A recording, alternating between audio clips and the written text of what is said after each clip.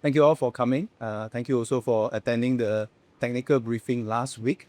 So today we are announcing the revised medical classification system. This has been an effort over quite a few years. And let me explain why we have done this and why we have taken the time to do this. First, I think you all know that the nature of warfare has changed. What we call combat fit, non-combat fit, what we used to call frontline and the back. I think all those are concepts that have been superseded by technologies and warfighting concepts. So today, actually, there are many forms of what we would call combat fitness. It's not just the usual muscular activities that you can do in the past that matters. Today, there are many other things that technology has enabled many of our people to do more and to do better. So all this allow our people to fulfill their potential and actually allow them to do what they are most suited for. Now, to your question about why we took the time since 2021 when we first announced this concept, and that's because it's a very deliberate decision that we want to do, and it's a deliberate process. Over the last few years, we have taken the time to map through our directory of vocations, the physical requirements for the different vocations, and very importantly, we have done tests and pilot trials with many of the enlistees. This goes into the hundreds. And from the results, we are much more confident that our assessment of what they can do and what they cannot do have become more precise. And very importantly, we didn't do this independently just within the SAF. We have also consulted the specialists and the consultants beyond the SAF. And over the last few years, with the experiences that we have gained, we are now very confident that this system is much more robust. This system is much more able to allow our NSmen to make a better contribution. And the other thing that we have observed over the last few years has been that actually our medical classification system has been pretty robust. Every year for all the tens of thousands of people that we classify, less than 1% would have made an appeal to reclassify based on what they perceive their own medical conditions might be.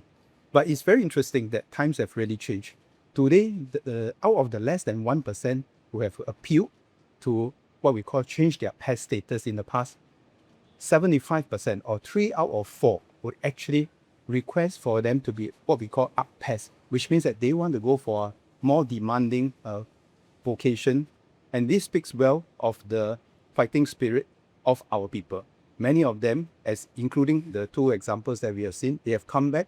They have asked to be re-evaluated because they want to go to command school. They want to make a contribution in the area that they desire. And I think all this bodes well for our national service system. So it has taken a bit of time because of the robust process that we want to assure ourselves that the safety of our enlistees and NSmen is never compromised. And with the experience of the last few years, having done the pilot with a few hundred people, having gone through the external consultation process, we are very confident that this system, this revised system, will be better able to address the needs of our NSmen. And to the question about our manpower requirement, actually I must explain this. We don't do this thing to meet the current or future manpower requirements. We do this in order to allow our NSmen to best fulfill their potential. And let me explain why. Actually, for us, we run a conscript system. For us, in the MINDEF and SAF, we know the number of people that will come in to serve 18 years before their time. Right? We don't suddenly expect, oh, why is it that we have so many people next year or the year after? Actually, it doesn't work like that. We already know the number of people expected to come in to serve 18 years in advance. That's why we have a saying in SAF, we cut our coat according to the cloth that we have, 18 years in advance. And with the numbers that we know 18 years in advance, we will design our fighting systems. We will equip our people according to what we will have. So we know what we call the OBAT or the order of battle that the SAF will have in 18 years' time. We know what are their capabilities, and therefore we will design our operational concepts, our fighting units according to the cloth that we have. So we cut the coat according to the cloth that we have. So it is not about meeting the here and now requirements. And I think no serious professional armed forces will say that just because the manpower fluctuates every year, therefore we have to change our fighting concept, because all those take time. So today, in fact, actually, if you ask me, do we know how many people we will have in our conscript service in 2040? Yes, we know already because the people are already born, and we would know the numbers, and we will design our number of units, design their operation fighting concepts, we'll look at the equipping way before they even come in. So that is why it is not about addressing the here and now manpower needs. It is actually about planning forward on how we best deploy our people.